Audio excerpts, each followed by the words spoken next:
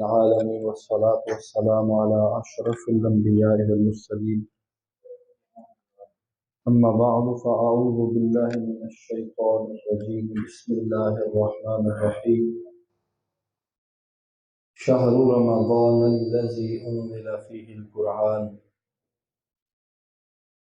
قال رسول الله صلى الله عليه وآله وسلم للصائم فرحتان فرحة عند إفطاره وفرحة عند لقاء ربه أو كما قال النبي صلى الله عليه وسلم الصلاة والسلام عليك يا سيدي يا رسول الله الصلاة والسلام عليك يا سيدي يا حبيب الله الصلاة والسلام عليك يا سيدي يا خير خلق الله وعلى آلك وأصحابك يا سيدي يا رحمة للعالمين بعد حمد و صلاة نہایت ہی واجب الاحترام برادر مکرم حضرت علامہ مولانا جمیل احمد مصطفی صاحب، اس پیاری مسجد کی رونق ہمارے پیارے بزرگ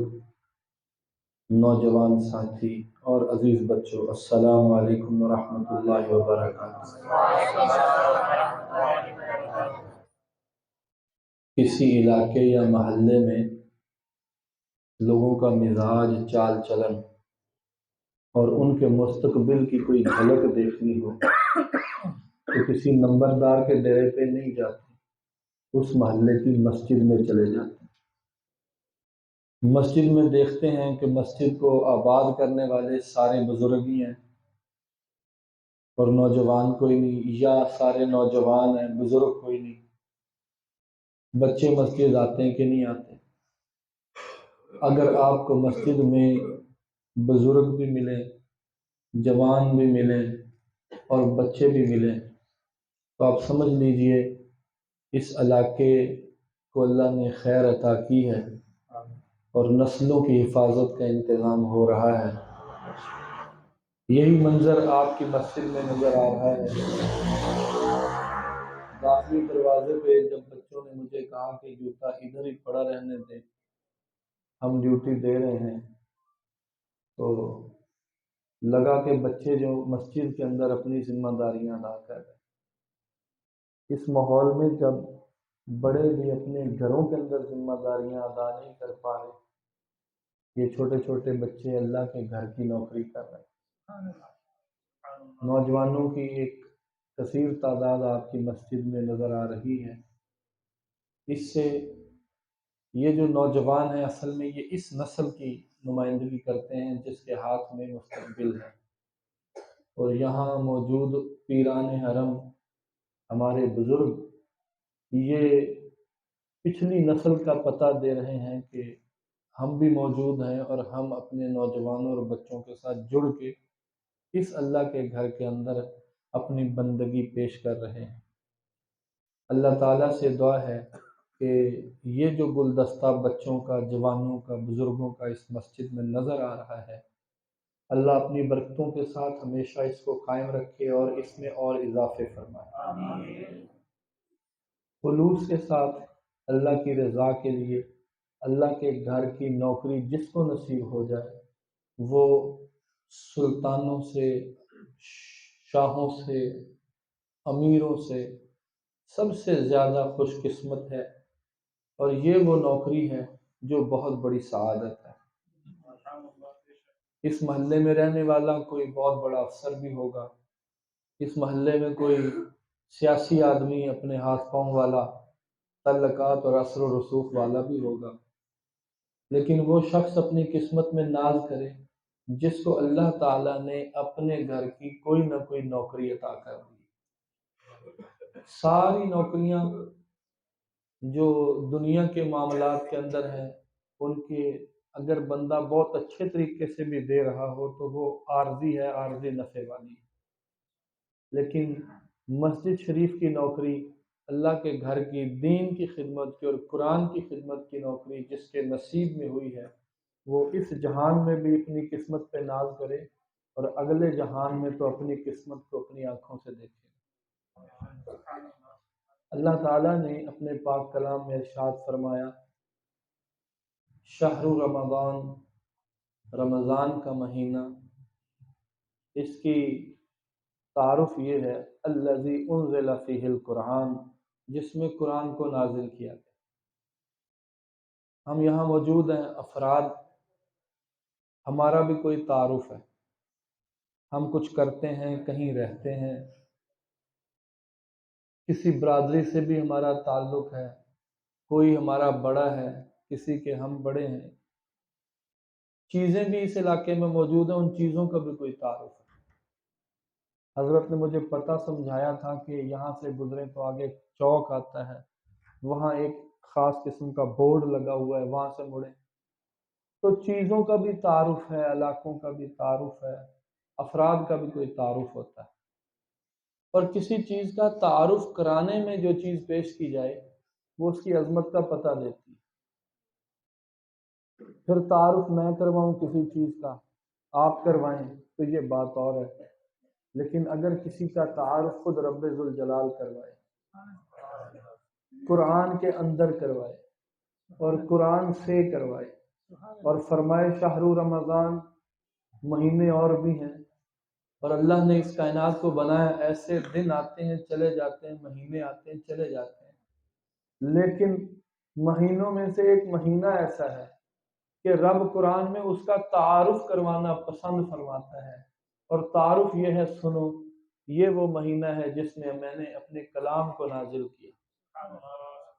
کلام اور بھی ہیں، تورات ہے، زبور ہے، انجیل ہے، یہ اللہ تعالیٰ کے مکتوب کلام ہے، یعنی یہ کتابیں ہیں۔ سادہ لفظوں میں کہیں تو یہ جو اللہ کی وحی پہلے تھی وہ کتاب کی صورت میں ہے، لیکن قرآن مجید کا تعارف اللہ نے کتاب سے نہیں اپنے کلام سے کروایا۔ تو قرآن اللہ کا کلام ہے، حق جل شانہ کا کلام ہے، اور یہ وہ کلام ہے جس کی حفاظت کا ذمہ بھی خود رب ذوالجلال نے لیا ہے، محفوظ کلام الہی۔ اور اس کا تعارف اگر اس مہینے کا تعارف ہے تو پھر رمضان المبارک کی شان اور عظمت کے کیا کہنے، کہ جو بھی آیا نہیں تھا، ابھی اس میں 15 دن باقی تھے، نصف شعبان کی رات آئی، اعلان شروع ہو گئے۔ ویسے جب رجب کا مہینہ آتا ہے تو اعلان رمضان کا ہی ہوتا ہے، لیکن جیسے جیسے وہ قریب آتا ہے اللہ تعالیٰ آنے والے کی عظمتوں کے اعلان میں اور اضافے کرتا ہے تاکہ سمجھنے والوں کو آسانی ہو، یہاں تک کہ جب 15 دن باقی رہ جاتے ہیں تو وہ رات آتی ہے جس کو آپ شب برات کے نام سے آپ شب بیداری کرتے ہیں۔ یہ اللہ تعالیٰ کے خاص مہمان رمضان کے آنے کا اعلان ہوتی ہے، اور جس کے آنے کے اعلان میں ایسی رات ملے کہ اللہ کی بخشش جو ہے، اللہ کی جو معافی ہے، جو اللہ کی رحمتیں ہیں وہ چھما چھم برس رہی ہوں، تو جب وہ مہمان خود آ جائے گا اور جب اس کا آغاز ہوگا جو قرآن کا تعارف ہے، تو پھر اللہ کا اپنے بندوں کے اوپر جو احسان کا دروازہ ہے وہ کتنا وسیع ہوگا۔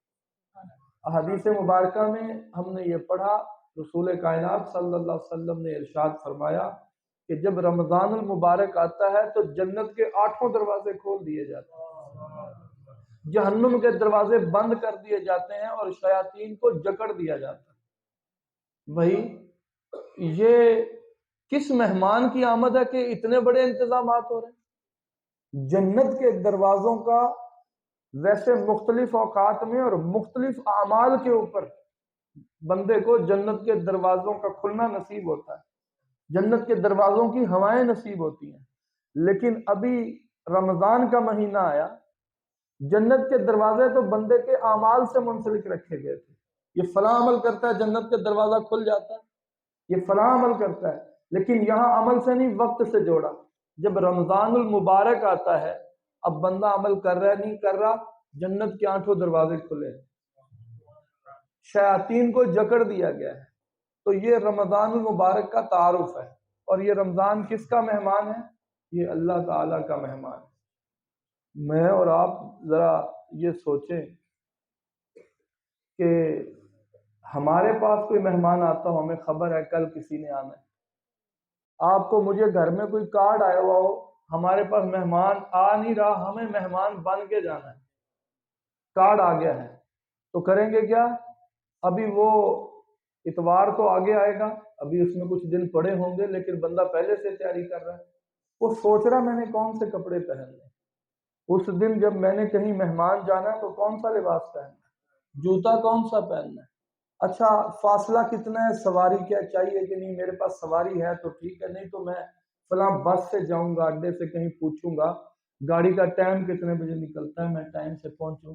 یہ میں کہیں مہمان بن کے جانا چاہتا ہوں، میں اس دنیا کا بندہ ہوں اور بن کے جانا چاہتا ہوں، تو اپنی تیاریوں پہ غور کرتا ہوں، اور پھر میرے پاس کوئی مہمان آتا ہو، کوئی خوش نصیب ہو کہ اس کو اعلان ہو جائے کہ کل آپ کے پاس آپ کے شیخ مکرم آ رہے ہیں، کسی کو یہ نصیبہ مل جائے، چلو ہر کسی کے لیے ہے، اگر کل کسی کو پتا چلے کہ امام حرم امام کعبہ آپ کے گھر آئیں گے، تو پھر آپ کو اپنا گھر بڑا چھوٹا سا اور اپنا گھر بڑا حقیر سا معلوم ہونے لگے گا کہ مہمان بہت بڑا اور میرے پاس انتظام تو ہے کچھ نہیں۔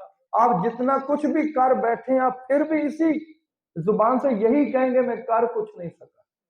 تو یہ امام کعبہ بھی اسی دنیا کے انسان ہیں اور انسانوں کی طرح ہیں، لیکن شرف جو قرآن اور کعبہ کی حرمت سے ان کو ملا وہ یہ تھا کہ کسی کے گھر آئے وہ بندہ صدقے باری جائے، اور یہاں پر اللہ کا مہمان آ رہا ہے، اور اللہ کے مہمان کا مقام رسول کائنات صلی اللہ علیہ وآلہ وسلم نے مجھے اور آپ کو اس دنیا کے اندر اپنے گھر آنے والے کسی بھی عام شخص جو مہمان بن کے آتا ہے اس کی توقیر کو بیان فرمایا۔ فرمایا کہ اگر کوئی شخص جو یوم آخرت پر اور اللہ پر ایمان رکھتا ہے تو تین باتیں ارشاد فرمائی، ان میں ایک بات یہ تھی لازم ہے کہ وہ اپنے مہمان کی توقیر کرے، لازم ہے کہ وہ اپنے مہمان کی عزت کرے، فَلْيُكْرِمْ ضَيْفَهُ، تو لازم ہے کہ وہ اپنے مہمان کی عزت کرے۔ یہ عزت کرنا کیا ہے؟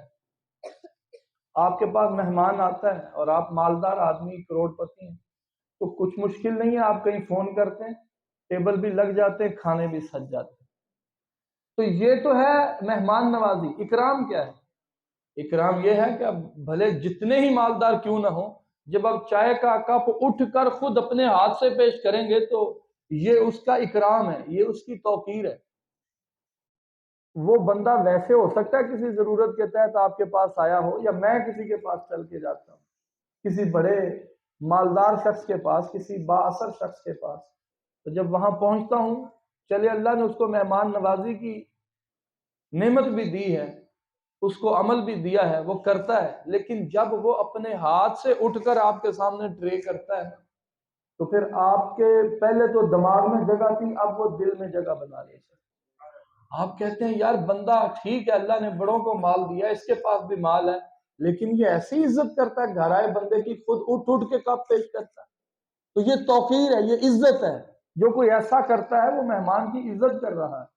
تو یہ مہمان میں ہوں، آپ ہیں، ایک دوسرے کے گھر آ جا رہے ہیں، اور یہاں مہمان اللہ کا ہے اور ہمارے پاس تشریف لا رہا ہے، اور اس کی توقیر، اچھا میری توقیر کرنے سے تو ہو سکتا ہے اس کا کوئی اپنا مفاد بھی جڑا ہو، نیتوں کے حال اللہ بہتر جانتا ہے، لیکن یہ مہمان وہ آیا جو ہمیں دینے آ رہا ہے، ہم سے لینے نہیں آ رہا، یہ ہمیں نوازنے آ رہا ہے، اور اس کا تعارف قرآن ہے، اس مہمان کی عظمت کا اعلان خود قرآن کر رہا ہے۔ تو یہ میں اور آپ ابھی آج شعبان المعظم کے جس آخری جمعۃ المبارک سے گزر گئے، یہ اللہ کے فضل سے اگلا جمعہ ہمیں رمضان المبارک میں نصیب ہوگا۔ اللہ ہم سب کو خیریت سے وہ وقت دکھائے کہ جب اس منظر کو ہم دیکھیں، جب مسجدیں آباد ہوتی نظر آئیں۔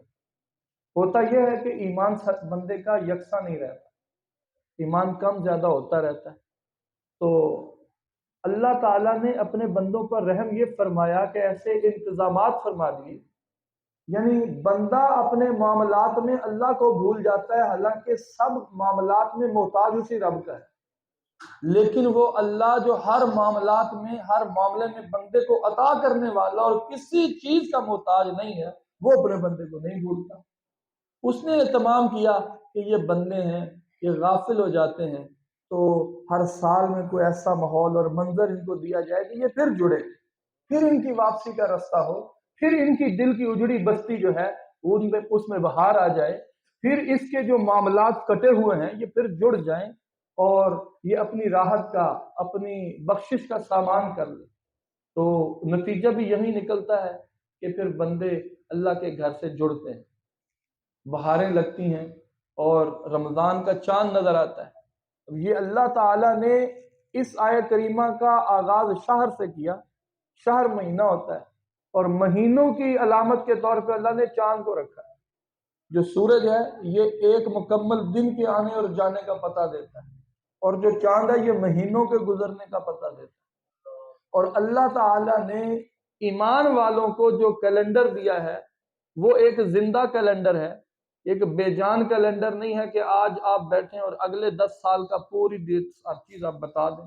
آج کی بھی بتا سکتے ہیں، پچھلی بھی بتا سکتے ہیں، لیکن رمضان المبارک کے چاند کو دیکھنے کے لیے بھی ایک دن پہلے کمیٹی بیٹھے گی، وہ تصدیق کرے گی۔ یہ ایسا ویسا مہمان نہیں ہے کہ آپ بس اپنا کیلکولیٹر گھمائیں اور بتا دیں فلاں ڈیٹ کو آئے گا۔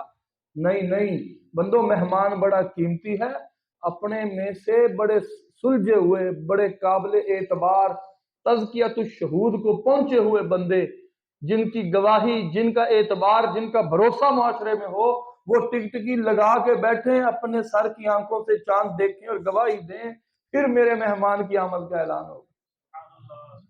تو بڑے تجھ کو احتشام سے، اللہ چاہتا تو یہ نہ کرتا، بس اسی طرح تاریخیں طے ہوتی، چونکہ سورج جو معاملات کرتا ہے وہ بھی تو ایمان والوں کے لیے ہے۔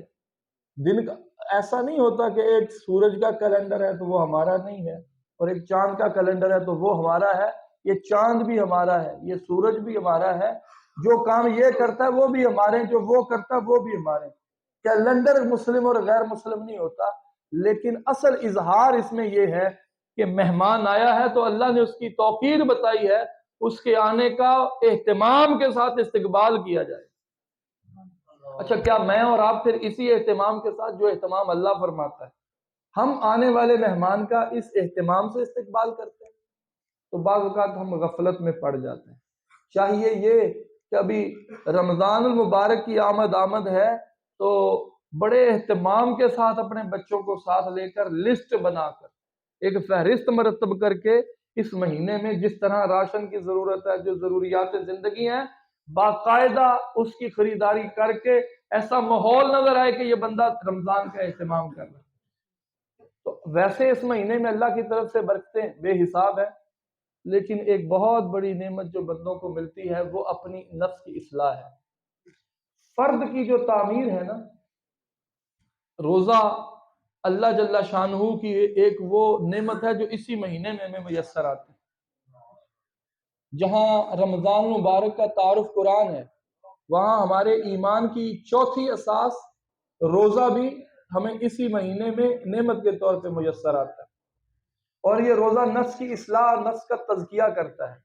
پیارے آقا صلی اللہ علیہ وآلہ وسلم نے ارشاد فرمایا، جس کا مفہوم ہے روزہ ایمان والوں کے لیے گناہوں سے ڈھال ہے، شیطان کے فتنوں و فساد، دجل و فریب سے ڈھال کا کام کرتا ہے۔ جس طرح ایک مجاہد جو میدان جنگ میں ہوتا ہے اور وہ اپنے ہتھیاروں سے لیس ہوتا ہے، ہتھیار حملہ کرنے کے کام آتا ہے، لیکن مقابل اور مخالف بھی تو حملہ کرتا ہے نا، جب وہ حملہ کرتا ہے تو کیا کرے؟ یہ اپنی ڈھال کو استعمال کرے، جو حملے کے خلاف دفاع کرے گی۔ تو ایمان والوں کے لیے اپنے ایمان کی حفاظت کی ڈھال روزہ ہے۔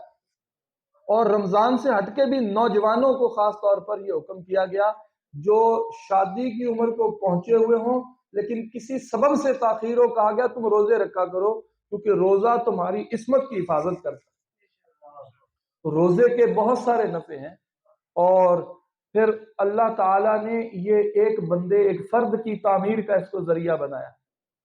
ہوتا رمضان کی برکت سے ایک ماحول ہمارے یہاں یہ بنتا ہے کہ لوگ ایک دوسرے کا تھوڑا بہت خیال شروع کر دیتے ہیں، کہیں تھوڑا کرتے ہیں، کہیں زیادہ کرتے ہیں۔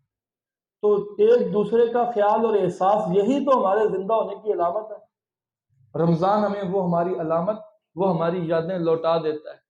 وہ بندے جو سب کو بھولے ہوئے ہوتے ہیں، ہمسائے کی خبر نہیں ہوتی، ماڑے کا کسی کا پتہ نہیں ہوتا، چلو اس مہینے کی برکت سے کوئی ہمسائے کو پوچھتا ہے، کوئی کسی ماڑے کا احساس کرتا ہے، اس قسم کا ماحول اللہ ہمیں عطا کرتا ہے جس سے ایک فرد کی تعمیر ہوتی ہے۔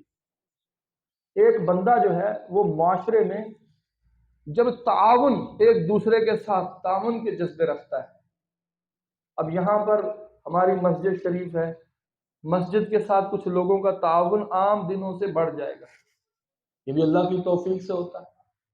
عام دنوں میں بعض اوقات بندے مسجد شریف نہیں آتے ہیں تو ان دنوں میں آتے ہیں، اور اگر اپنے مال سے اعمال سے کچھ خرچ نہیں کرتے ہیں تو ان دنوں میں کرتے ہیں۔ تعاون کا جذبہ بڑھ جاتا ہے، اور وہ تعاون وہ چیز ہے جو معاشرے کو ایک دوسرے کے ساتھ، وہ جو درد کا احساس ہے ایک دوسرے کا، اس کے ساتھ جب جوڑتی ہے نا تو معاشرہ پھر سے بھاگا ہوا، دور ہوا ایک دوسرے سے ہٹا ہوا معاشرہ پھر قریب آتا ہے۔ تو تعاون، نیکی اور تقوی کے معاملے میں لوگ تعاون میں قریب آتے ہیں، اور پھر جب یہ جذبہ بڑھتا ہے تو پھر بندہ برائی اور سرکشی کے کاموں میں عدم تعاون کی فضا پیدا کرتا ہے، کہتا ہے ان کاموں میں تعاون ہوگا اور ان کاموں میں تعاون نہیں ہوگا۔ یہ ایکشن ہے بندے کا۔ بندے کو یہ مہینہ ملا، بندے کو روزوں کی نعمت ملی، بندے کو قرآن کی بہاریں میسر آئی، تو کیا ہوا؟ اب بندے کو اپنی بندگی کی طرف جانا نصیب ہو گیا۔ اور بندگی اصل کیا ہے؟ کہ وہ ایکشن کرے، وہ کوئی عمل کرے۔ وہ عمل کون سا ہے؟ وہ تعاون کرتا ہے اچھے کاموں میں، اور وہ تعاون نہیں کرتا ہے برے کاموں میں۔ جب وہ اس عمل پہ قائم ہوتا ہے تو وہ معاشرہ جو ٹوٹا ہوا تھا، بکھرا ہوا تھا، فرد فرد بنا ہوا تھا، ایک ایک شخص بنا ہوا تھا، اب یہ جڑا، یہ پورا محلہ بنا، یہ بستی بنی۔ اب یہ ایک، جب ان کا مقصد ایک ہو گیا، ہم نے تعاون کرنا ہے ایسے کاموں میں اور ایسے کاموں میں نہیں کرنا، تو یہ ایک ملت بن گئی۔ اب یہاں پر اس کے پاس آخری چوٹ لگانے کا موقع ہے۔ پھر یہ دیکھتا ہے یہ فلاں کام ایسے ہو رہے ہیں، یار یہ دیکھ کے ہمارا گزارا نہیں ہو رہا، یہ کام ایسے ہو رہے ہیں کہ دل ہمارا چھل نہیں ہو رہا۔ جب اس کو ایکشن کے بعد ری ایکشن کی سمجھ آتی ہے، پہلے یہ ایکشن کرتا ہے، اب یہ ری ایکشن دینا چاہتا ہے۔ یہ ہمارے نوجوان جو ادھر نکر میں بھی بیٹھے ہیں، ماشاءاللہ پڑھے لکھے ہیں، انہوں نے اپنی کتابوں میں ایکشن بھی پڑھا، ری ایکشن بھی پڑھا۔ ابھی تھوڑا سا یہ ٹیک چھوڑ کے آگے آئیں گے تو ان کی وجہ سے ہم بھی کچھ بات سمجھ جائیں گے۔ تو ایکشن مومن کو اٹھانے کا اس کی بنیاد ہے، اس کی پہل ہے، اور مومن کو مستقیم کر کے، مضبوط کر کے کھڑا کرنے والی چیز مومن کا ری ایکشن ہے۔ وہ ری ایکشن کیا ہے؟ جب وہ معاشرے میں ناانصافی دیکھتا ہے، جب وہ معاشرے میں ظلم دیکھتا ہے، جب وہ معاشرے میں اللہ تعالیٰ کی حدود کو اڑایا جانا دیکھتا ہے، تو پھر اس کے اندر ایک ری ایکشن پیدا ہوتا ہے، اور وہ ری ایکشن کا اظہار رسول کریم صلی اللہ علیہ وسلم کی حدیث مبارکہ کی روشنی میں کرتا ہے۔ من رأى منکم منکرا فلیغیرہ بیدہ، جو تم میں سے کوئی ایسا معاملہ ہوتا دیکھے، منکر دیکھے، منکر یہ سرکشی یا عام چھوٹے موٹے معاملات نہیں ہیں، منکر سرکشی کے وہ معاملات ہیں جس سے لوگوں کے اندر درد تکلیف پیدا ہوتی ہے، جس سے کسی نہ کسی کا حق مارا جاتا ہے اور اس بندے کے ساتھ ظلم ہوتا ہے۔ تو جب ظلم اور جبر کے اور ناانصافی کے معاملات وہ شخص دیکھتا ہے تو اس کے اندر ایک تکلیف کے ماحول پیدا ہوتے ہیں۔ رسول خدا صلی اللہ علیہ وسلم نے اپنی امت کو یہ خبر صادق عطا فرمائی کہ اللہ تعالیٰ نے ایک فرشتے کو قوم بنی اسرائیل پر عذاب کرنے کے لیے بھیجا۔ وہ عذاب کرنے کے لیے جب آئے اور دیکھا کہ ایک شخص ہے اور وہ ہر وقت مسلسل اللہ کی عبادت میں لگا ہوا، جا کے عرض کی، اے اللہ، تیرا ایک ایسا بندہ بھی اس قوم میں رہتا ہے جس نے پلک جھپکنے کے برابر لمحے کے اندر بھی تیری نافرمانی نہیں کی، تو اس بندے کا کیا کریں؟ تو اللہ جل شانہ ارشاد فرماتا ہے، جا اقلبہ علیہا وعلیہم، اس کو پکڑ اٹھا اور اس کو نیچے رکھ کے پوری بستی کو اس پہ پلٹا دے۔ کیوں؟ لأن وجہہ لم یتمعر فی ساعۃ قط، کہ جب میرے حکموں کو اڑایا جا رہا، میری حدوں کو پامال کیا جا رہا، میرے بندوں پر ظلم و جبر کیا جا رہا، نا انصافی کا بازار گرم ہوا، تو یہ عبادت میں لگا رہا، اس کے ماتھے پہ کوئی تریڑی نہیں آئی، اس کے چہرے پہ کوئی غصہ نہیں آیا، میری غیرت کے آثار اس کے چہرے پہ ظاہر نہیں ہوئے، لہٰذا یہ اس بات کا مستحق نہیں ہے کہ اس کو رعایت دی جائے۔ تو ایمان کی بنیاد یہاں سے ہوئی کہ ہم نیکی کے اور خیر خواہی کے کاموں میں جڑ گئے اور برائی کے کاموں غلط کاموں سے ہم نے تعاون کھینچ لیا.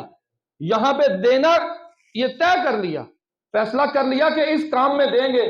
قاری صاحب ہماری جو بھی ضرورت پڑی، ہم توفیق جو بھی اللہ کی ہوئی ہم ضرور شامل ہوں گے. اور فلاں جگہ پہ نہیں بھائی، ایک دھیلا ایک ٹکا نہیں دیں گے بھلے جیب میں کروڑ ہو، کیونکہ یہ اللہ کی نافرمانی کا کام ہے. تو جب اس نے دینے کا اور نہ دینے کا پکا فیصلہ کیا، اس کو سمجھ آئی دیتے کہاں ہیں نہیں دیتے کہاں ہیں.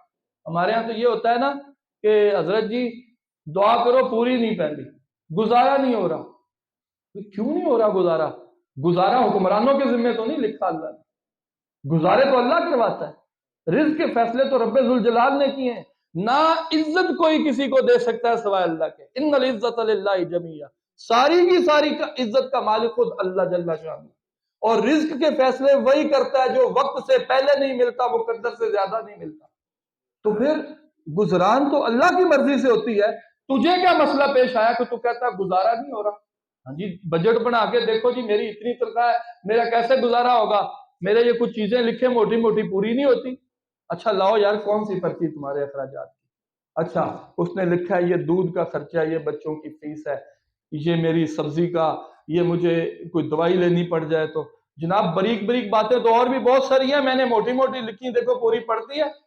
کیبل کے پیسے، موبائل کے وہ جو لوڈ وغیرہ کرواتے پیکج کرتے، یہ سارا کچھ ہے. تو سیاںا بندہ تھا، بزرگ تھا. یہ جو سیانے بزرگ ہوتے ہیں نا جی، آپ پڑھے لکھے نوجوان ہیں، یہ مت سمجھیں کہ یہ بزرگ کسی پرانے زمانے کے ہو گئے ہیں اور اب ان کی باتیں اس معاشرے پہ چلتی نہیں ہیں. کبھی دھیان رکھ کر ان بزرگوں کے پاس بیٹھ کر بات کو سمجھنے کی کوشش کرو. ایک جملہ ملے گا تو وہ سارا زندگی کا نچوڑ ہوگا. اس سیانے بزرگ نے کہا یار مینوں تیرے مسئلے دی سمجھ آ گئی. اے تیری جڑی پرچی ہے نا، یہ جڑے تیرے خرچے نے یہ واقعی تیرے کو پورے نہیں ہونے. پاویں تیری تنخواہ ₹1,00,000 اور بتا دی. میں کہا جی کی مسئلہ ہو گیا؟ میرے نال مذاق کر دیو، میں پہلے ستیا ہوا.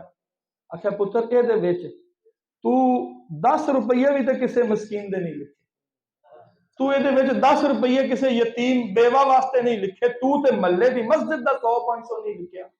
یہ تیرے کوئی اخراجات نہیں. تو اللہ کے ساتھ تجارت کرنے کا کون سا معاملہ ہے جو تو نے اپنے اخراجات میں رکھا ہے؟ تو اپنی زندگی صرف کھانے پینے اور اس معاملات میں گزارنا چاہتا ہے؟ کیا بتائیں احباب کیا کارہائے نمایاں کر گئے. بی اے کیا نوکر ہوئے، پینشن ملی اور مر گئے. کبھی عمر ہوٹلوں میں مرے اسپتال جا کر. بس یہ زندگی تھی، وہاں سے ختم ہوئی، یہاں ختم ہوگی، ادھر سے چلی تھی. تو جب بندہ ان چیزوں کو دیکھے اس کو سمجھ آتی ہے کہ کون سی چیزیں کرنے کی ہیں، کون سی چیزیں نہیں کرنے کی ہیں. یہ مومن کی بنیاد یہاں سے پڑتی ہے. پتہ چلتا ہے کہ اب بندہ مومن کھڑا ہونا شروع ہوا. اب اس کے اندر کوئی ایمان والے نے انگڑائی لینا شروع کی ہے. اس کو پتہ چلا ہے چیزیں خرچ کہاں کی جاتی ہیں. اس کو سمجھ آ گئی وقت کدھر دیا جاتا ہے. ہٹوں میں بیٹھ کر چوکوں میں گھنٹہ گھنٹہ لگایا جاتا ہے یا مسجد میں بیٹھ کر قرآن پڑھنے میں لگایا جاتا ہے، یا اپنے گھر میں اپنے ابے کی ٹانگیں دبانے میں وقت لگانا چاہیے. میں دوستوں اور یاروں کے ساتھ تو بڑا ہی وقت لگاؤں اور گھر آؤں تو ماں کے ساتھ بات کرنے کے لیے میرے پاس 10 منٹ نہ ہو. تو اس جب بندے کو پتہ چلنا شروع ہوتا ہے کہ میرے وقت کہاں لگنے چاہیے، مجھے اللہ نے جوانی اور زندگی دی ہے کہاں خرچ ہونی چاہیے، مجھے اللہ نے جیب میں مال دیا کہاں خرچ ہونا چاہیے. بلکہ آقا کریم علیہ الصلوۃ والسلام نے جو ہمیں فرمان نور عطا فرمایا اس میں مفہوم یہ ملتا ہے اللہ کسی شخص کو، خاص طور پہ کسی جوان کو اپنے سامنے سے ہٹنے نہیں دے گا جب تک کہ اس کو دیے گئے مال، اس کو دی گئی جوانی اور زندگی کے ایام اور اس کو وقت کی جو فرصت تھی اس کے بارے میں سوال نہ کر لے کہ تو نے یہ چیزیں میں نے دی تھی ان کو خرچ کہاں کیا. اور جس کو خرچ کرنا آ جائے، عمر کدھر خرچ کرنی، وقت کدھر خرچ کرنا، زبان کی قوت کدھر خرچ کرنی، اس بازو کی قوت کدھر خرچ کرنی، وہ بندہ مومن بننے کی بنیاد ڈال دیتا ہے، وہ مومن بننے کے راستے پہ چل پڑتا ہے. پھر کیا ہوتا ہے؟ پھر اس کے اندر اللہ کی غیرت جنم لیتی ہے. پھر یہ رسول اللہ صلی اللہ علیہ وسلم کی غیرت میں کھڑا ہوتا ہے اور کہتا ہے بھلے میں نہیں جانتا کہ وہ شخص کون ہے، بھلے وہ شخص مسلمان نہیں بھی ہے، لیکن جب میری آنکھوں کے سامنے اس پر ظلم ہو رہا ہے تو میں اللہ کا بندہ اور میں رسول اللہ کا امتی اور غلام کس طرح برداشت کر سکتا ہوں کہ کسی بندے کے ساتھ میری آنکھوں کے سامنے ظلم ہو. اور پھر وہ کھڑا ہوتا ہے، آگے بڑھتا ہے. اب یہاں اس بات کا فیصلہ ہوتا ہے کہ یہ جو ایمان کے راستے پہ چلا تھا کتنی طاقت کو پہنچا. اگر تو ہاتھ بڑھا کے پکڑ لیتا ہے تو سمجھو اللہ نے اس کو ایمان کو اتنی طاقت دی تھی یہ ہاتھ سے پکڑ سکتا ہے. اگر وہ ہاتھ سے نہیں پکڑتا جاتا ہے کہتا ہے اللہ کے بندو یہ کام ٹھیک نہیں ہے, یہ ظلم ہے, اس کو چھوڑ دو. آقا کریم علیہ الصلوۃ والسلام نے ارشاد فرمایا انصر اخاک ظالما او مظلوما, اپنے بھائی کی مدد کر بھلے ظالم ہو یا مظلوم ہو. عرض کی اے اللہ کے حبیب صلی اللہ علیہ وسلم ظالم ہو یا مظلوم, مظلوم کی مدد سمجھ میں آتی ہے, ظالم کی مدد کیا ہے؟ حضور نے ارشاد فرمایا جس کا مفہوم ہے اگر تیرا بھائی ظالم ہے تو اس کا ہاتھ پکڑ کے اس کی مدد کر کہ نہیں تو غلطی پر ہے, تو ظلم کا بوجھ تیرے اوپر ہے, میں تیرا بھائی لگتا ہوں, صحیح مشورہ دیتا ہوں, ظلم چھوڑ دے. تو نے فلاں کا مرلہ دبایا ہوا ہے, تیرے حق میں یہی بات بہتر ہے تو اس کا مرلہ چل واپس کر. یہ ہوتا ہے بھائی بندی کا اصول. یہ نہیں کہ تو جو مرضی کرتا پھر اور آجا میں تیرے ساتھ چلتا ہوں, جہاں گواہی دینی میں تیرا بھرا ہوں نا, میں آپ پہ بیلی تو ہیں تو میں گواہی دینا جیہو جی تینوں چاہیے. یہ بھائی نہیں ہوتا. بھائی ہوتا ہے بھائی کا وہ غلط چلے جہنم کے راستے پہ جا رہا ہو, کہیں نہیں بھائی یہ جہنم کا راستہ ہے, تیرا درد میرے سینے میں جہنم میں نہیں جانے دیتا, روک لے اور مظلوم کو بازو سے پکڑ کے کھڑا کرے میں تیرے ساتھ ہوں. تو یہ بندہ مومن ہے, اس کو پتا چل گیا ہے میں نے اپنا وعدہ اللہ سے وفا کرنا ہے.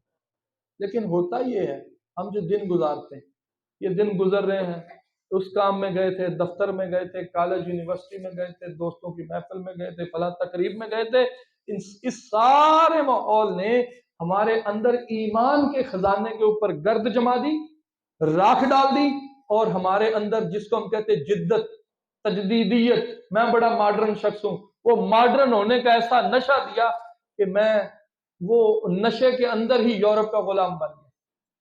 ہم دین سے ہٹ کر جو راستہ ہے میں اس کا غلام بن گیا. اقبال نے کہا تھا کہ یورپ کی غلامی پہ رضامند ہوا تو, مجھ کو تو گلا تجھ سے ہے یورپ سے نہیں ہے. نوجوان کو جو کلمہ پڑا ہوا ہے, مسلمان کو جو رسول اللہ کی غلامی میں ہے, اس کو یہ سمجھانا پڑ جائے کہ حق کا راستہ کون سا ہے, ایمان والے کی صحبت کون سی ہے, سچ بولنے سے ملتا کیا ہے, جھوٹ چھوڑ دے, رشوت چھوڑ دے, اس کو سمجھانا پڑے, اور پھر اس کی سمجھ میں نہ آ رہا ہو, اور پھر یہ قاری صاحب سے کہ قاری صاحب چھڈو تسی پرانے زمانے دیا گلاں کرتے ہو, تہاڈیاں گلاں تے لگ گیا تو بچہ ڈی پی ایس کیویں پڑھاواں گا.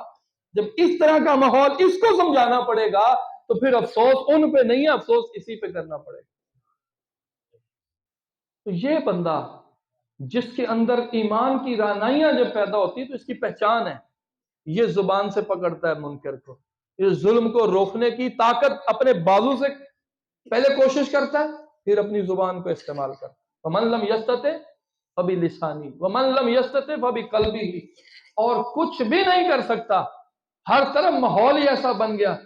اب پاکستان میں ہم بیٹھے اور ظلم کے پہاڑ فلسطین میں توڑے جا. ویسے تو اس پوری دھرتی کو ایمان والوں کے لیے مشکل کیا گیا, یہاں تک کہ وطن عزیز کے لیے بھی مشکل ہے, لیکن یہ اپنی نوعیت کی مشکل تھی. لیکن وہ ظلم کہ جو فلسطین میں اس وقت ہو رہا ہے, ہم یہاں بیٹھے جذبات کا اظہار کرتے ہیں, اپنی زبان استعمال کرتے ہیں, دل میں برا جانتے ہیں اور بازو کی طاقت نہیں رکھتے. تو بہر صورت ایمان جو ہے اندر موجود ہو تو یہ تڑپاتا ہے. آج کے زمانے میں بندہ مطمئن ہو کے لیٹا رہے, آج کے زمانے میں مطمئن ہو کر سر پھینک کر اپنا کام چلاتا رہے اور اس کو کوئی تکلیف نہ پہنچے, بڑی سخت تنبیہ ہے کہ وہ جو بھی کر رہا ہے بہر صورت کچھ نہیں بھی کر سکتا تو کم از کم اس کا دل تو تڑپتا رہے, کم از کم وہ تکلیف کو محسوس تو کرے. یہ کیسے ہو سکتا ہے کہ ایک بھائی بڑے اطمینان سے گھر میں سو جائے کھا پی کے, اور دوسرے بھائی کے گھر بچوں کی لاشیں موجود ہوں اور اس کو پہنانے کا کفن میسر نہ ہو, دوسروں کے گھر میں جو باقی لوگ موجود ہوں ان کو کھانا کھلانے کی طاقت نہ ہو, پانی موجود نہ ہو, لاشوں کو دفن کرنے کا صدمہ الگ ہے, اور پھر پیچھے بھوکے مرتے لوگوں کی بھوک اور پیاس کو برداشت کرنا الگ ہے. تو بطور امتی اور بطور مومن آج جب ہم رمضان المبارک کی طرف بڑھ رہے ہیں تو یہ رمضان پچھلے رمضان کی طرح نہیں ہے. آج ہمارا دل تڑپ رہا ہے اب آقا کریم علیہ الصلوۃ والسلام کی امت کے ان لوگوں کے لیے, ان بچوں بچیوں کے لیے, ماؤں بہنوں, نوجوانوں کے لیے, مجاہدین کے لیے جو اس زندگی کو گزار رہے ہیں اور میں کہتا ہوں ہم سے بہت اچھا گزار ہے. ہمیں تو 2 وقت کا کھانا نہ ملے صحیح طریقے سے، حالانکہ ہم وہ لوگ ہیں جن کے ٹیبل پہ 2 2 3 3 کھانے پڑے ہوتے، ہم پھر بھی اللہ کے شکر گزار نہیں. تو ہمیں ایک وقت کی چیز نہ ملے تو ہم امتحان میں پھر پورے پاس نہیں ہوتے. ہم وہ مسلمان ہیں کہ اللہ کی نعمتیں ملے نا تو ہم بڑے بالکل ٹھیک رہتے ہیں. نعمتیں ملتی ماشاءاللہ بہت اچھا، لیکن جب آزمائش آ جائے تو پھر ہم حدوں سے نکل جاتے ہیں، پھر ہمیں بندگی یاد نہیں رہتی، پھر ہم رشوت بھی لیتے ہیں، پھر ہم سارا کچھ ہی کرتے ہیں. تھوڑا سا امتحان آیا تھا، ایک دوسرے کے بارے میں ہم کیا کہتے ہیں؟ یہ نوجوان ہیں، نوجوانی میں ہم بھی کہتے تھے، یہ بھی کہتے ہوں گے. یہ کہتے ہیں یار تو کیڑا میرا بیلی ہے، فلانی مشکل سے تو کام ہی نہیں آیا. بھئی دوست وہی ہوتا ہے نا جو اوکھے ویلے امتحان میں بندے کے کام آئے. اچھا کہتے ہیں دوست کا پتہ امتحان میں چلتا ہے، بندے کا پتہ. بھئی مال ہمارے ہاں سٹوڈنٹس ہوتے ہیں نا، جس سٹوڈنٹ کی جیب میں زیادہ پیسے ہوتے ہیں، جس کے پاس لنچ باکس اچھا ہوتا ہے، اس کے دوست ہوتے ہیں سارے. اچھا خوشحالی کے دوست سارے ہی ہیں، لیکن امتحان آ جائے تو جو وہاں موجود ہوگا دوستی میں، جو جس کا پیر نہیں ڈولے گا وہی تو اچھا دوست ہے. اچھا میں اور آپ ایک دوسرے کے لیے یہ پیمانہ رکھتے ہیں، اور وہ رب ذوالجلال جس کی ہر نعمت کے سبب سے ہم زندہ ہیں، حالانکہ اس کی نعمت کے بغیر ہم مر بھی نہیں سکتے. یعنی زندگی کی نعمتوں کو ہم کیا سمجھیں، جس نے موت دی، موت بھی بہت بڑی نعمت ہے. تو پھر بتائیے نا، جب ہم پر تھوڑی سی آزمائش پڑتی ہے ہم فوراً نیکی بھی چھوڑ دیتے ہیں، مسجد سے بھی دور ہوتے. کیوں جی بس گزران مشکل ہے، گھنٹے 18 شروع کر دیے، کام زیادہ شروع کر دیا جی، مسجد میں نماز نہیں پڑھتے، بس جی تھکن ہو جاتی تو گھر ہی پڑھ لیتا ہوں. اچھا پہلے آپ کا مسجد میں کچھ نہ کچھ ہدیہ چندہ وصول ہوتا تھا، اب کیا ہوا؟ بس جی اب مشکل ہے تھوڑی، گھر کا ہی مشکل سے پورا کرتے. بھئی مشکل آئی ہے تو سب سے پہلے تو نے خرچوں میں کٹوتی کرنی تھی نا، تو سب سے پہلے اللہ کے گھر کے خرچے کٹوتی کرتا بندہ. سب سے پہلے مدرسے کو جانے والی جو بوری ہے نا، اس کو لگتا ہے اب بہت زیادہ پڑ گیا، اس بوری کو کاٹ دو پھر میرا خرچہ پورا ہو جائے. یہ جس طرح حکومت پاکستان کام کرتی ہے کہ سخت فیصلہ اور مشکل فیصلہ لینا ہے، مشکل فیصلوں کا وقت ہے تو بس یہ کرو کہ 1000 گاڑی منگوا دو اور عوام کے اوپر کو بل اور زیادہ کر دو. تو مشکل فیصلے، یعنی جب بندہ کسی مصیبت میں ہو، مصیبت نہیں ہوتی، اصل میں امتحان ہوتا ہے. اللہ دیکھتا ہے اتنا کچھ میں نے دیا ہے، اور اب جب اس کو آزمائش میں ڈالا دیکھتا ہوں یہ میرے ساتھ کیسا ہے، یہ اپنے معاملات میں خود میرے ساتھ کیسا ہے. ایک بزرگ تھے، ان سے کسی نے نصیحت مانگی تو انہوں نے کہا چلو زندگی میں کم از کم اتنا ضرور کرنا، رب کو اپنے سے بہتر سمجھنا. بندہ بڑا کانپ گیا، ڈر گیا، کہا حضرت توبہ توبہ توبہ، وہ کون سا بندہ جو رب کو اپنے سے بہتر نہ سمجھے؟ یعنی یہ بات کہنا بھی بڑا جرم اور گناہ. کہا اچھا بیٹے سمجھ آ جائے گی. ہوا یہ کہ جب اگلے دن کا ناشتہ سامنے تھا، خشک روٹی بھی تھی، دیسی گھی کے پراٹھے بھی تھے، تو گزرتے ہوئے کسی شخص نے باہر سے آواز دی بھوکا ہوں کچھ کھلا دو. تو اس کے پاس پڑے ہوئے تھے، اس نے سخی بنا اور اس نے وہ خشک روٹی اٹھائی اور دے دی اور پراٹھا خود کھا لیا. تو جب بعد میں بزرگوں سے رخصت لیتے ہوئے نکلنے لگا تو کہا کہ حضرت وہ کل والی بات نہیں سمجھائی. کہا بیٹا ابھی بھی سمجھ نہیں آئی؟ کہا نہیں جی آپ سمجھائیں. کہا جب مانگنے والے نے صدا لگائی تھی اللہ کے نام پہ تو پھر اپنے لیے کیا رکھا تھا اور رب کے راہ میں کیا دیا تھا؟ تو اب وہ شرمندہ ہوا اور گردن نیچے کی. لیکن سارے بندے اس طرح نہیں ہوتے، اللہ کے بندے بھی بڑے ہیں، خدا کے بندے بہت سارے ہیں. وہ ایک نائی تھا، ایک حجام تھا، وہ بال کٹنگ کر رہا تو کوئی شخص باہر سے آیا. ایسے ویسے تو ماشاءاللہ کوئی اپ ٹو ڈیٹ قسم کا بندہ یا زیادہ پیسے دینے والا آئے نا تو وہ اس کا نمبر پہلے لگا دیتے، لیکن وہ بھی نائی اپنی ٹیب کا تھا. دیکھو بندے جو ہوتے ہیں نا، بندے کا اندر کوئی پتہ نہیں ہوتا، یہ کسی قاری صاحب سے بھی بڑا قاری کوئی پتہ نہیں ہوتا. تو وہ بندہ باہر سے آیا، میلے کے چالے کپڑے، برا حال اس کا، کان میں آ کے کچھ کہا، ادھر ہی کینچی روک دی. کہا بس بھائی جان تسی 1 منٹ ٹھہرو، میں کام پہلے کر دوں. نال بٹھایا، کرسی خالی کرائی، کٹنگ کی، تیار شیار کیتا پارے. دوسرے بندہ انتظار کرتا رہا، برداشت کرتا رہا. لیکن بہرحال بول پڑا کہ یار یہ مجھے کون سا خزانہ ملا تجھے جڑا تو مینوں چھڑ کے ادھے رات پہلے وہ کام کیتا ہے تو انہیں تینوں دیتا بھی کچھ نہیں تو ٹر گیا. انہیں کہا بس تو چھڑ اس گل.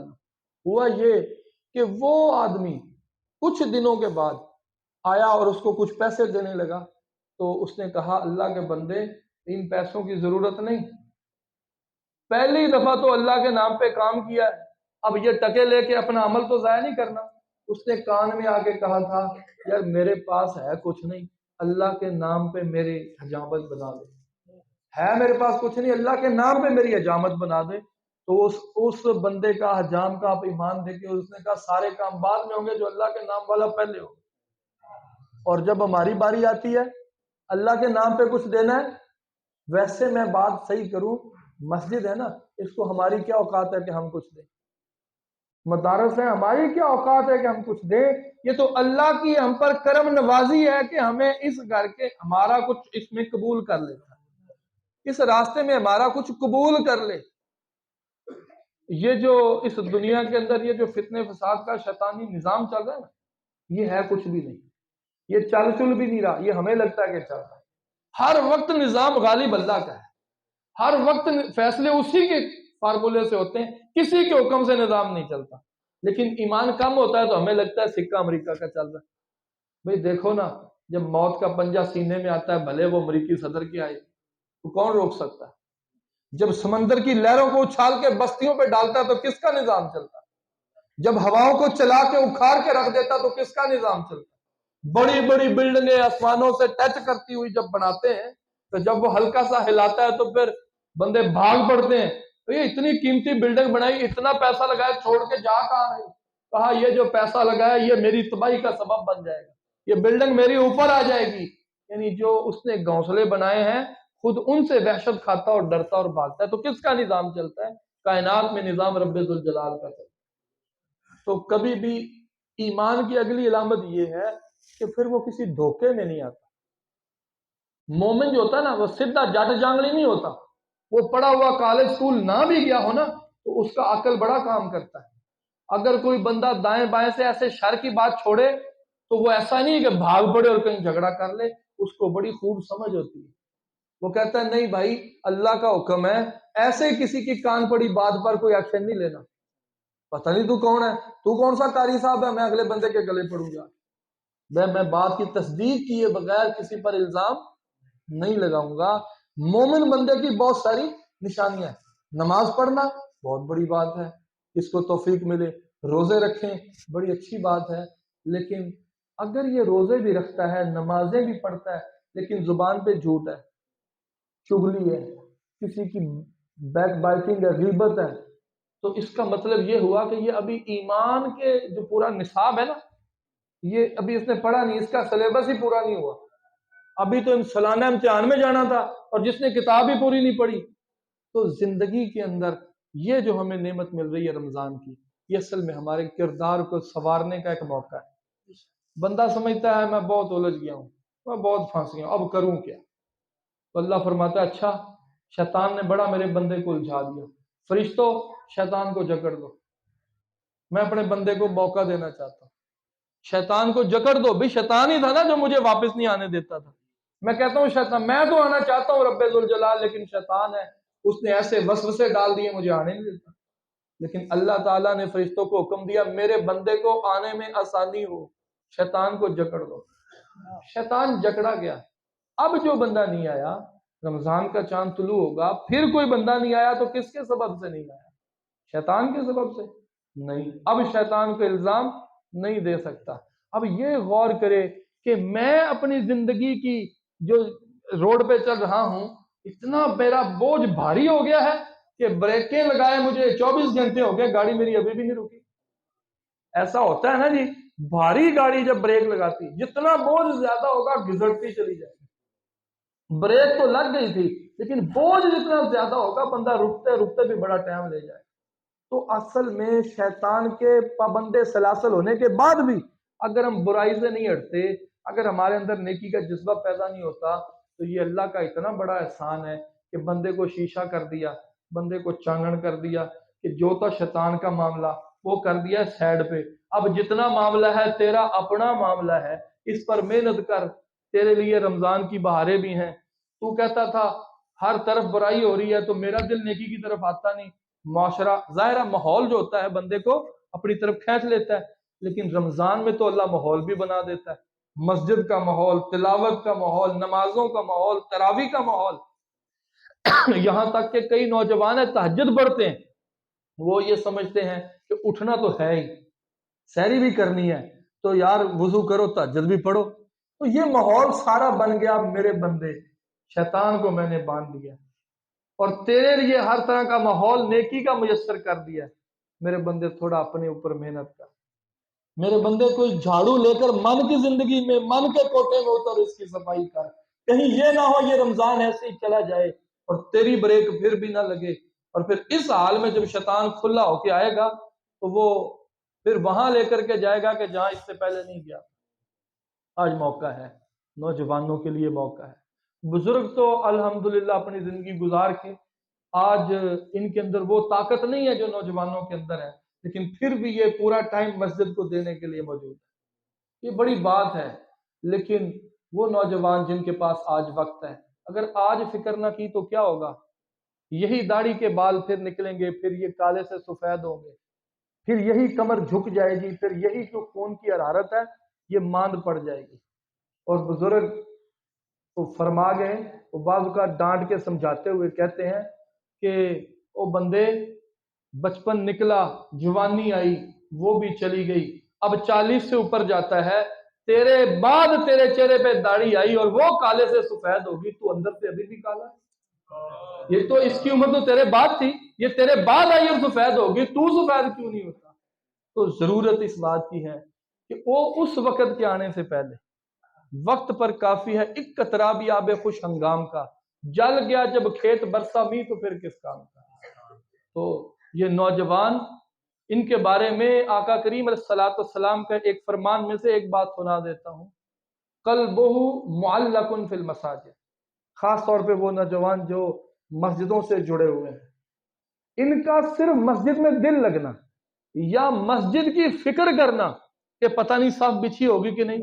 اللہ نے کسی کو یہ بھی، کسی کو فکر ہوتی پتہ نہیں فلانا کام ہوتے ہویا کہ نہیں، وہ بندہ نماز میں کھڑا اور باہر کی فکریں لے کے بیٹھا، اور کوئی باہر پھر رہا ہے اس کو فکر مسجد کی ہے، پتہ نہیں فلاں بلب خراب ہوا تھا وہ ابھی تک لگا ہے کہ نہیں، پتہ نہیں یار یہ جو پنکھے ہیں گرمی آ رہی ہے، پنکھوں کا فلانا پنکھا خراب تھا پتہ نہیں وہ ٹھیک ہوا ہے کہ نہیں، بندے کو ابھی سے فکر پڑ گئی۔ بعض ایسے بندے ایمان والے بیچارے غریب ہوتے ہیں لیکن وہ پہلے سے سوچتے ہیں، حالانکہ بل انہوں نے نہیں دینا، سوچتے ہیں یار گورنمنٹ نے بجلی اتنی مہنگی کرتی اور مسجد کا بل بہت آئے گا، یہ بل کتوں دیں گے، وہ پہلے فکر کر رہا ہوتا ہے، اللہ مجھے 2 فیق دے میں کچھ دوں، وہ یہ پہلے کر رہا ہوتا ہے، تو وہ اتنا ثواب لے جاتا ہے جتنے وہ سارے کا سارا بل دینے والے نہیں لیتے۔ تو اللہ فرماتا ہے جس کا ذہن، جس کا دل اللہ کے گھر کی طرف لگا رہتا ہے اگرچہ وہ اپنے کام میں بھی ہوتا ہے، میں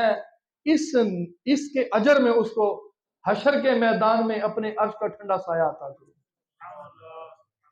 اور یہ نوجوان یہ اپنی اس سرمایہ کو سمجھے، نوجوان کا جو سجدہ ہے نا اس کا اجر انبیاء کے سجدوں کے برابر ہے۔ رسول خدا صلی اللہ علیہ وسلم نے جب اللہ جل شانہ سے پوچھا، اے مالک تو نے موسیٰ کو کلیم بنایا، نوح کو نجی بنایا، آدم کو صفی بنایا، سب کو ٹائٹل خطابات عطا کیے، مجھے تو ارشاد فرما میرے لیے تیری جناب سے کیا انعام ہے؟ تو اللہ فرماتا ہے اے میرے حبیب، میں نے خلیل بنایا، خلیل اور طرح کا دوست ہے، حبیب وہ دوست ہے جو دم دم ساتھ ہوتا ہے، میں نے تجھے اپنا حبیب بنایا۔ جب مجھے رب کا نام لیا جائے گا تو تیرے نام کے بغیر مکمل نہیں ہوگا، میں کسی کا ایمان تیرے نام کے بغیر مکمل نہیں ہونے دوں۔ کوئی جنت کی طرف آئے گا، آنے کے راستے بہت سارے ہوں گے لیکن وہی قبول کیا جائے گا جو تیری صف میں پیچھے چل کے آئے، یہ حبیب ہوتا ہے۔ لیکن آقا کریم علیہ الصلوۃ والسلام نے اپنی امت کے جوانوں کو ارشاد فرمایا، اے میری امت کے جوانوں، انا حبیب اللہ والشاب الطائب حبیب اللہ، میں اللہ کا حبیب ہوں اور میری امت پر اللہ کا انعام یہ ہے، میری امت کا نوجوان جب توبہ کرتا ہے اللہ اس کو بھی حبوبیت عطا فرماتا ہے۔ بھائی یہ ایمان کے جذبے اگر ہمیں مل گئے، اس رمضان میں ہم نے یہ کھیتی کاٹ لی، فصل پکے گی انشاءاللہ، یہ ہم نے بیج ڈال دیا رجب میں، شعبان کے اندر پانی لگایا گوڈی کی، یہ فصل انشاءاللہ رمضان میں بنے گی۔ جس نے رمضان میں یہ توشہ جمع کر لیا، جس نے اپنے گلے بھر لیے، انشاءاللہ سارا سال شیطان تو آئے گا، وار چلائے گا، لیکن اتنا پاس کچھ ہوگا کہ بھلے تجدے نہیں بھی پڑی، آخر جاتے جاتے شیطان کو بھی کچھ ٹائم لگے گا ہمیں پکڑتے ہوئے، ایسا سیدھے ہم بھی نہیں پکڑے جاتے۔ تو یہ معاملہ ہوتا ہے، اگر ہم نے اپنے پاس یہ توشہ جمع کر لیا، لیکن اگر جمع نہ کیا تو حال کا کیا ہوگا؟ حضرت موسیٰ علیہ السلام، وہ جو فرعون کے پنجے میں جکڑی قوم تھی، وہ قبطی قوم، وہ بنی اسرائیل بنے، یہ فرعون ان کو کوئی خرچہ نہیں دیتا تھا، ان سے پتھر اس نے کتنے اٹھوائے، کتنے کام لیے، وہ احرام بنوائے، بڑا کچھ کیا، لیکن کوڑے مار مار کے 2 وقت کی روٹی بھی نہیں دیتا تھا، ظلم بھی کرتا تھا، کوئی ان کے حق حقوق، کوئی انسانیت نہیں تھی، کوئی ان کی عزت نہیں تھی۔ اس ماحول میں حضرت موسیٰ علیہ السلام تشریف لائے اور اللہ کے حکم سے ان کو نجات دینے کی کوشش کی۔ اچھا، ان کو نجات دیتے ہوئے جب لے کر کے جا رہے تو سامنے کون سا دریا آ گیا؟ دریائے نیل آ گیا۔ اچھا، جو پانی ہوتا ہے نا، جس نے کبھی دریا یا سمندر کا کنارہ دیکھا ہے، تو پانی کی جو موج ہوتی ہے نا، اس میں بڑی طاقت ہوتی ہے، بندے کو شوق بڑا ہوتا ہے، لیکن جب آگے ہوتا ہے نا تو اس کی آواز اور اس کا لہراؤ ایسا ہے، بندہ پیچھے ہٹ جاتا ہے، تو ڈر لگتا ہے۔ تو جب سامنے وہ دریا دیکھا اور پھر پیچھے دیکھا تو لشکر فرعون کا، تو حالانکہ یہ یہاں دریا میں ڈوب جائیں تو یہ زیادہ بہتر ہے، جو پیچھے ذلت میں ڈوبے ہوئے تھے، لیکن دریا کو دیکھا تو کہنے لگے موسیٰ تو مروا دے، ہون تے گئے اگے دریا کے پیچھے فرعون آ گیا۔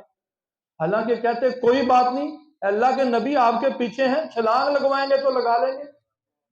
حضرت اللہ کے پیارے حبیب صلی اللہ علیہ وسلم نے جب مہاجرین اور انصار کو جمع کیا اور غزوہ پہ جانے کا وقت تھا، حضور مشورہ لے رہے تھے بتاؤ کیا کریں، تو پھر جماعت انصار میں سے ایک صاحب اٹھے اور انہوں نے عرض کی حضور میں سمجھتا ہوں کہ آپ کا اشارہ ہماری طرف ہے، تو کہا حضور آپ حکم دیں، ہم اپنے خون لے کر حاضر ہوں گے، ہم اپنے بچوں کے ساتھ آئیں گے، ہم اپنی جانوں اور مالوں کے ساتھ فدا ہو جائیں گے، یہاں تک کہ ہمیں آپ بحیرہ احمر میں چھوٹ جانے کا حکم دیں گے، ہم چھوٹ جائیں گے۔ اور یہاں اللہ کے نبی کے پیچھے چل چل کے اور دریا دیکھا تو بس گیا، ایمان اتنا ہی تھا بھئی، کھیتی مضبوط کی نہیں تھی، جڑی بوٹیاں بیچ میں سے کاٹی نہیں تھی، تو وہ جو نفع کا توشہ تھا وہ تو بہت کم تھا، اور دریا کی ایک موج دیکھی تو بس وہ ساری کھیتی ختم، اب مر گئے، اب کیا کریں گے۔ لیکن اللہ کے نبی قیادت کر رہے تھے، اور جب قیادت اتنی مضبوط ہو نا تو آپ کے زبان سے ایک جملہ نکلا، اِنَّ مَعِیَ رَبِّی، بے شک میرا رب میرے ساتھ ہے، تو وہی لہریں جو بڑا خوف دے رہی تھیں وہ کناروں پہ کھڑی ہو گئی۔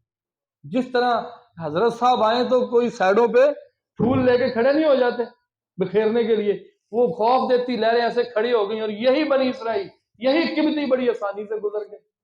اور دوسری طرف آپ دیکھیں کہ اللہ تعالیٰ کے پیارے حبیب صلی اللہ علیہ وسلم کی امت کے سامنے کفر کے بڑے بڑے گروہ جتھے غزوہ احزاب میں یہ انہوں نے مدینہ کا محاصرہ کیا، کلے آتے ڈرتے تھے، بڑی شکستیں ہو چکی تھیں، لیکن اب انہوں نے ساری دنیا جان کے کافر اکٹھے کیے اور گروہ بنا کر بڑے اسلحے لے کر آگے، اب تعداد بھی بہت زیادہ، اسلحے بھی بہت زیادہ، اور سامنے مسلمان ہیں، مجاہدین ہیں، اور پیٹ میں 2 وقت کی روٹی بھی پوری نہیں، اسلحہ بھی کوئی خاص پاس نہیں، تعداد بھی بہت کم ہے، تو دیکھ کر گھبرائے نہیں، بلکہ زبان سے بے اختیار نکلا، ہاں ہاں یہ تو ہمارے رب کا سچا وعدہ آ گیا، یہ دیکھو شہادت کے موقع آ گئے، یہاں پہ اللہ کی راہ میں جان قربان کرنے کا مزہ آئے گا، تو یہاں پر گردنیں دیں گے۔